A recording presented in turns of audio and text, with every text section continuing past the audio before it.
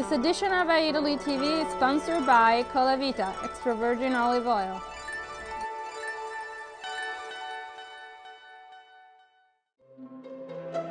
And Cheerio chopped tomatoes.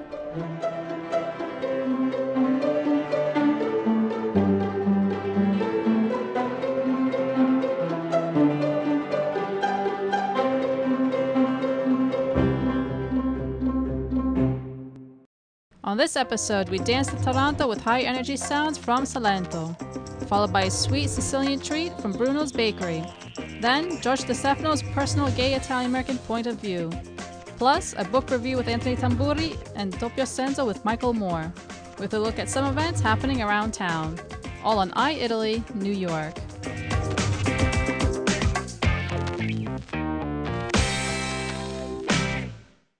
Eataly today is at Italy to see what Taranta is about. We want to dance it, get crazy about it. It's going to be a long, long day in New York City. Have you ever danced it before? No, never, but I know I'm going to have fun. So are you going to be upbeat? Yeah. Okay, well, let's try. I never tried it before. It's going to be very, very exciting.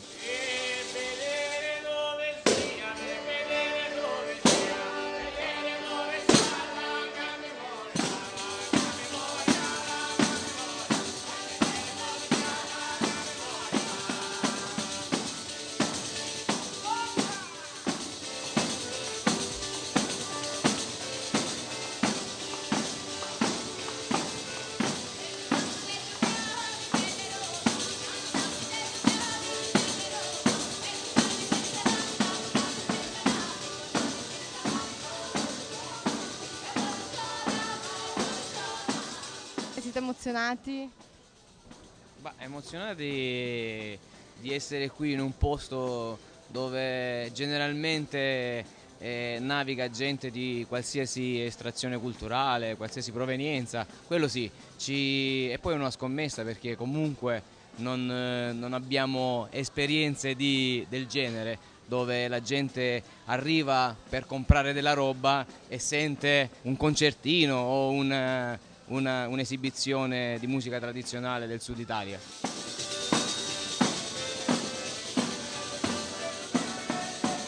Portare qui qualcosa che per noi significa radice e trasformarlo in queste ramificazioni in una città invece che è molto ramificata è come una sorta di piccolo circuito, no, di questa linfa, e abbiamo la fortuna di farlo con una materia molto nobile che è la musica.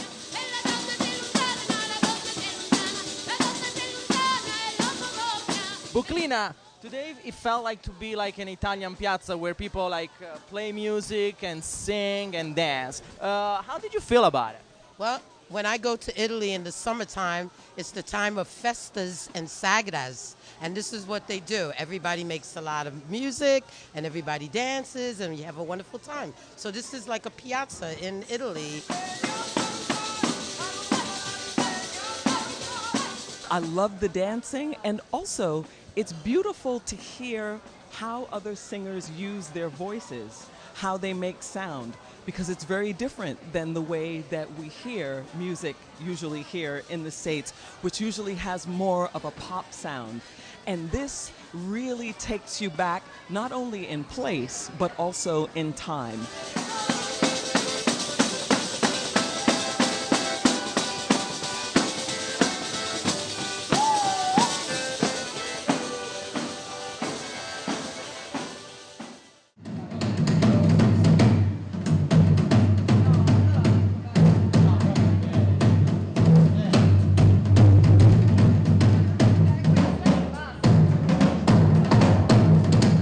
The Poisson Rouge tonight is gonna host La Taranta, like an amazing concert, mix of music and dance. What is Taranta exactly?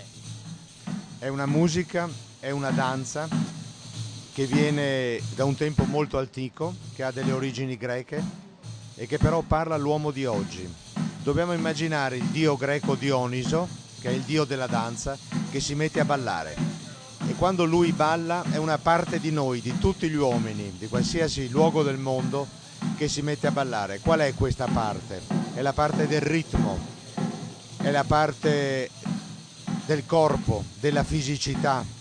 Ballare fino a sfinirsi, ballare fino a trovare il ritmo fondamentale di se stessi. Questa è la forza della Taranta e della sua danza, che è la pizzica. È nata in una parte piccola del sud dell'Italia, il Salento, e da lì riesce incredibilmente a parlare a tutti, ovunque si vada. Why did you come here tonight? What did you expect from this type of show? It's kind of like unusual. I expect a lot of fun and dancing and screaming and shouting and a lot of just noise making in general. So what are you doing here tonight? I'm here to feel the rhythms of my music, my soul, my culture. The tambourines, the mandolin, and the dizziness of Taranta. That's what I'm here for. What is passion for Italian singers, Italian music in general? Well, I discovered Neapolitan music, and I like that. And I heard Pino Daniel perform at the Apollo, and I was amazed by the quality of the jazz, the quality of the pop, the combination of different styles. And I don't know exactly what we are going to hear tonight, but I know it's a very professional, well-produced show.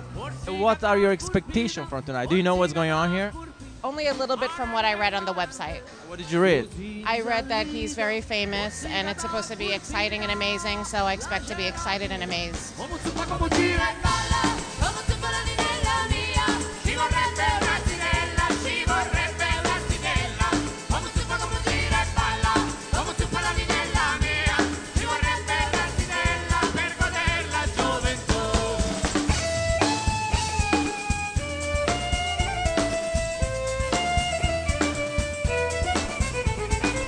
What's your name and what you're playing from? My name is Carlo De Vascali. Is struments my tamburello. Io suono il tamburello e canto, mi chiamo Antonio Castrignanò, vengo da Calimera di Lecce. Ciao Silvio, suono il basso e seguo le coreografie, scenografie, seguo un po' di... Sto scherzando, sono solo il basso elettrico. My name is Antonio Marra and play the drum in this ensemble. Claudio Prima, suono l'organetto e canto. Io sono Gianluca Longo e suono la mandola. Is that a complicated dance? È difficile ballare? No, è molto semplice perché è una danza, diciamo, primordiale. Quindi è molto semplice, è giusto avere un contatto con la terra e sentire la pulsazione del tamburo e muoversi su quello. Abbiamo sentito che la Taranta usa un linguaggio molto particolare. Che cosa dite quando cantate? Beh, i canti sono di diverse tematiche, abbracciano diverse tematiche. Vabbè, ci sono quelli dell'amore, ci sono quelli di lavoro. È una danza che alla fine ti porta allo stremo e ti fa guarire.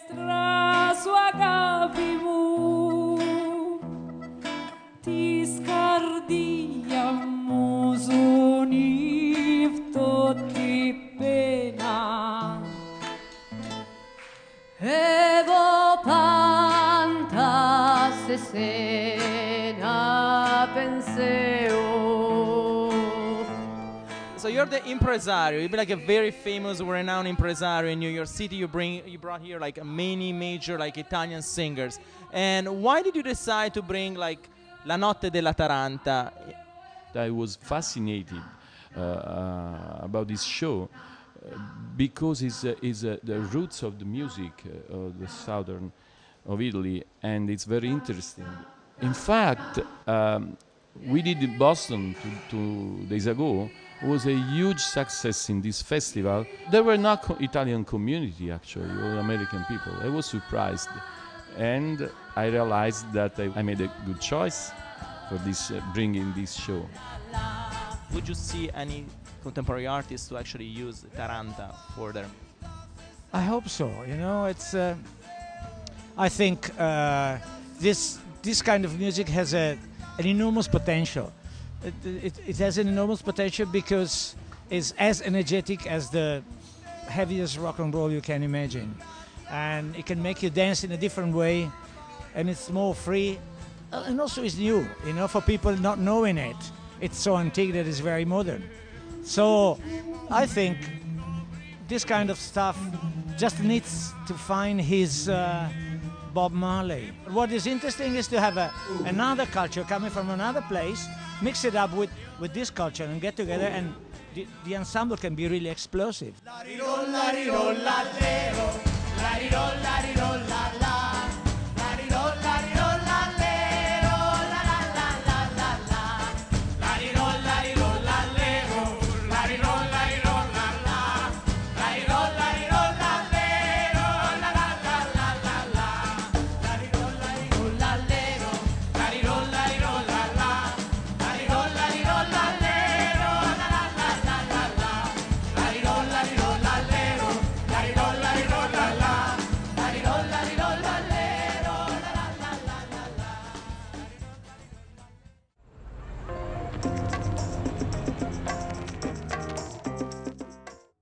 My name is BIAGIO SETTEPANI. I was born in a small town in Sicily, Ventimiglia di Sicilia. I've been a pastry chef for 35 years.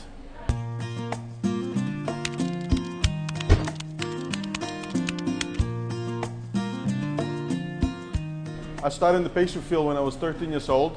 I came from Italy with my parents, and the week after we got here, we basically started working in a local Brooklyn pastry shop named Sabatino's, and worked there for about 8 years. And in 1980, I purchased my first shop in Bay Ridge, Brooklyn, and a year later, we purchased Bruno Bakery in the village.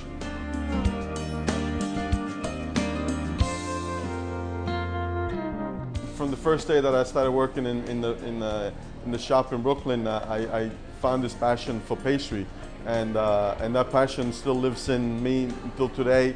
Always striving to improve, to develop something new, and come up with a new dessert.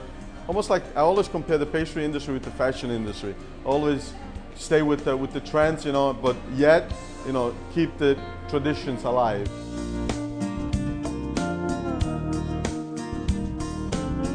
We always had the cannolis, the sfogliatelle, the cassata, and at the same time we had the mousses, you know, new products, new trends. We've been here almost 32 years now. I think that's been our success story, you know. Always trying to give the customers something different, something new, something great.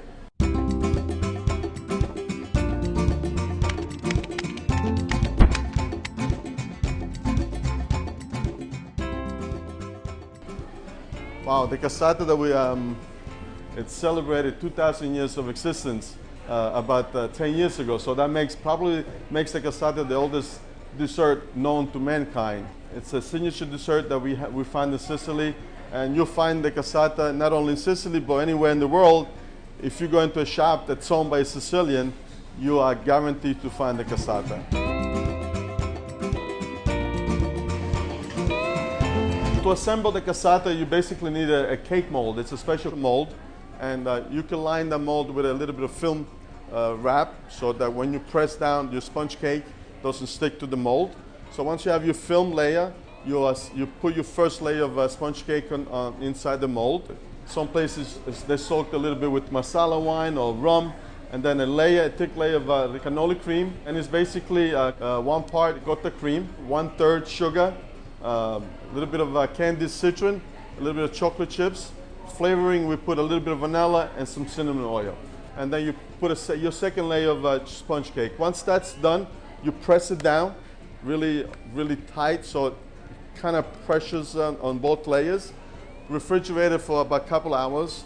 And once that's done, or you can actually freeze it for about, you know, an hour or so.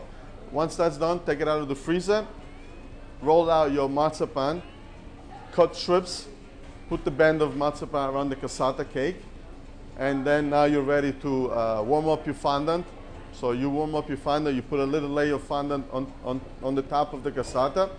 You wait a couple of minutes until the fondant sets up, and then you basically let your imagination run wild with the decoration of candied fruit, which is another well-known type of sweets in Sicily. And basically that's, you know, it sounds difficult, but it's really easy to make.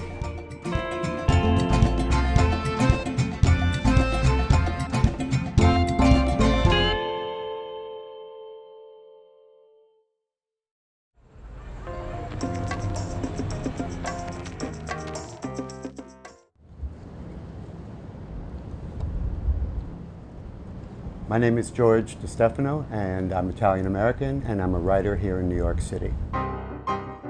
I was born in Bridgeport, Connecticut. My parents are the children of immigrants from Sicily and Campania. I was very aware from a young age of what the expectations of an Italian or an Italian-American male were. You're supposed to be maschio. And although I tended to be somewhat of a quiet kid, and I was studious, I liked books, I wasn't what people call a sissy. I wasn't an effeminate child. But I became aware at a very early age that I was attracted to males. This was kind of confusing, and I learned quite early on that this was something you didn't talk about, you didn't tell anyone.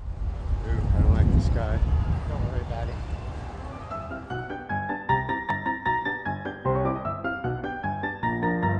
Around 1980, I was very much aware of the gay liberation movement, which was really taking off in the 70s, and I was following the various political controversies going on, Harvey Milk, Anita Bryant, all those. I realized I was doing this because it was expected of me, always aware that I was different.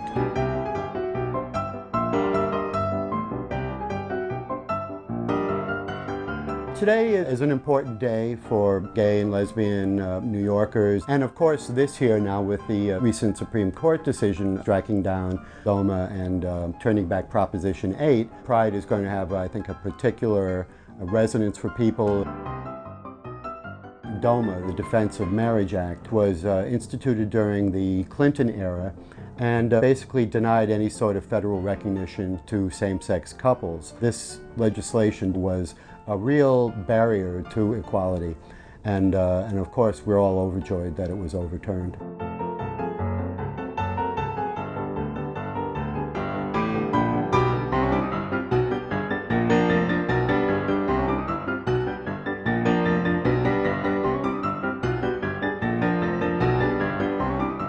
Met Robert in 1981, early 1981, at an anti-Reagan demonstration in Washington. And then several months later, we met again. I came into New York City, and then that weekend we realized that our strong attraction was immediate, I guess you could say, love at first sight. And from that weekend, 32 years ago, we've been together.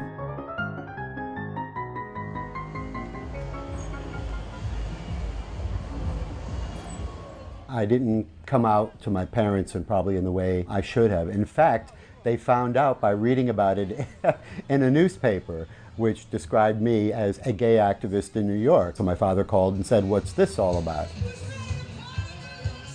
Some Italian temperament came out, let's say, and for a while we didn't speak to each other. And then at Christmas that year, we had Christmas, Rob and I, with my family. My parents bought him a gift, and that was the beginning of improved relations, and over 32 years, they love Robert. He's part of the family, and any issues that we had were resolved pretty early on.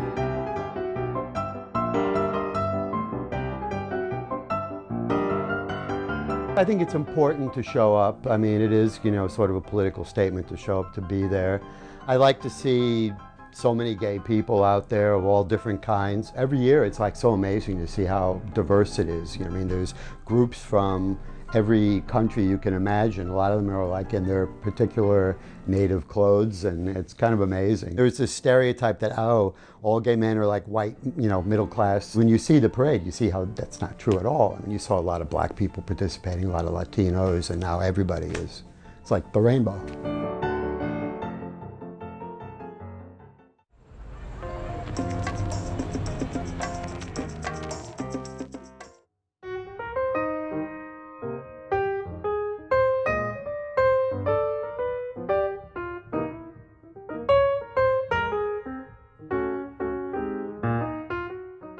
Today I want to talk to you about a book that is significant in two basic fundamental ways.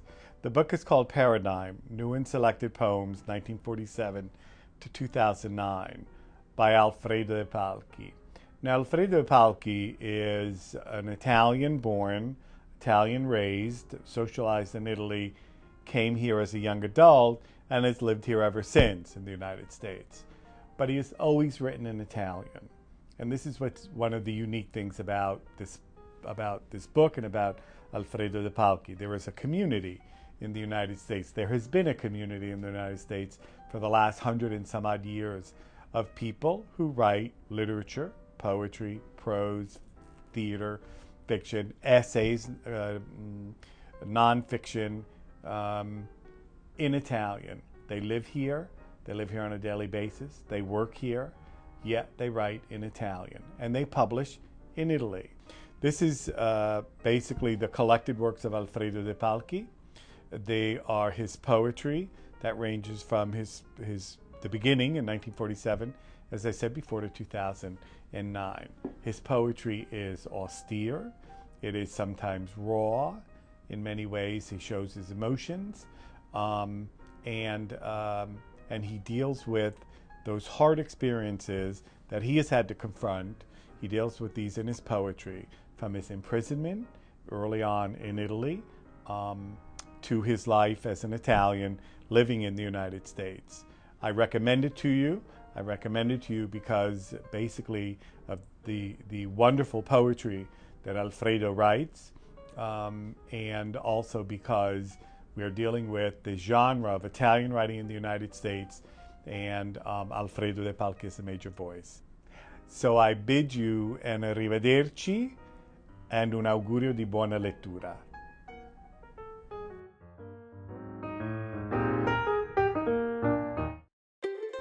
I'm Michael Moore, and this is Doppio Senso, about the Italian language, the American language, and where the two doth meet. Poultry is another beast of comparison that's very popular, especially in Italian.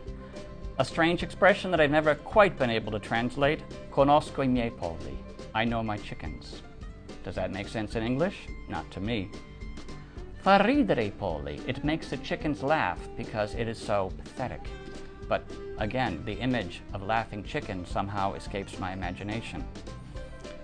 And the all-popular vecchia gallina fa buon brodo, and you make the best stock from an old hen.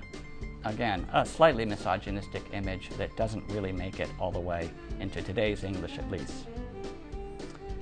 And instead, there's something a little bit vicious about the English use of the word chicken, of the figure of chicken. We say, of course, like the Italian, someone who is stupid is like a chicken, but we say to run around like a chicken with its head cut off, someone who is running around completely out of control. And if you've ever seen a chicken running around with its head cut off, you'll know exactly what I mean.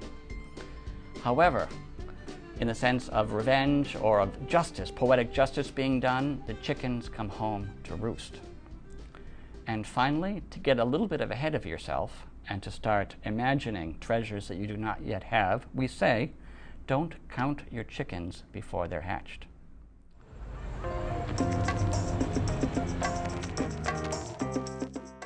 Today we celebrate pasta as a cultural event. Yes, pasta, we celebrate the gastronomic history of pasta that now is one of the main recipes of any 3-star, 2-star, 1-star restaurant. The pasta became popular in the States as grow the Italian community because the immigrants needed a dish that was with the same taste of their homeland. And the taste of the homeland for the Italians and for the southern Italians is pasta. Food is something that develops in the time, changes, and so on. If you know the history, you know how to eat, how to get the best pleasure, and maybe also how to eat without become fat. Daniel Nicoletti, I am from Rome. Tiziano Magliaro, come from Rome. Flavio Spini, and I come from Rome. Carlo Giacchino, I come from Monza, Italy. The Pasta Boys.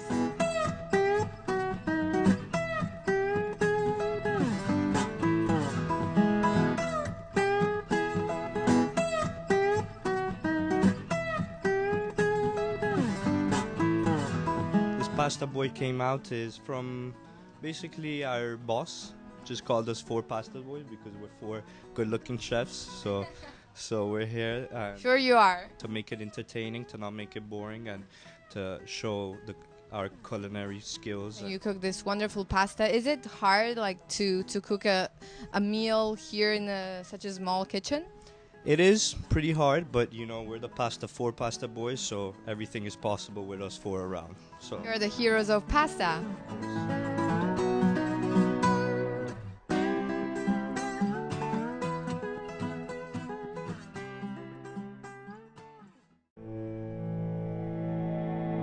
Illuminating Faith, the Eucharist in Medieval Life and Art. Illuminated works, text, and related objects that show the central role of the Eucharist in the religion of the Middle Ages.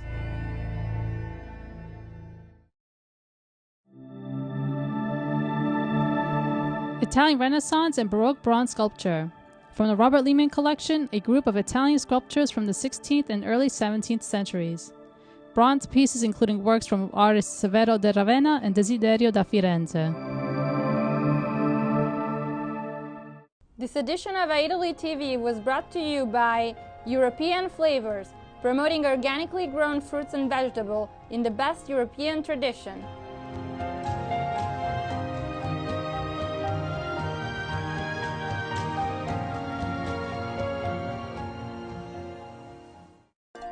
And Baci Perugina chocolates. Say I love you the Italian way.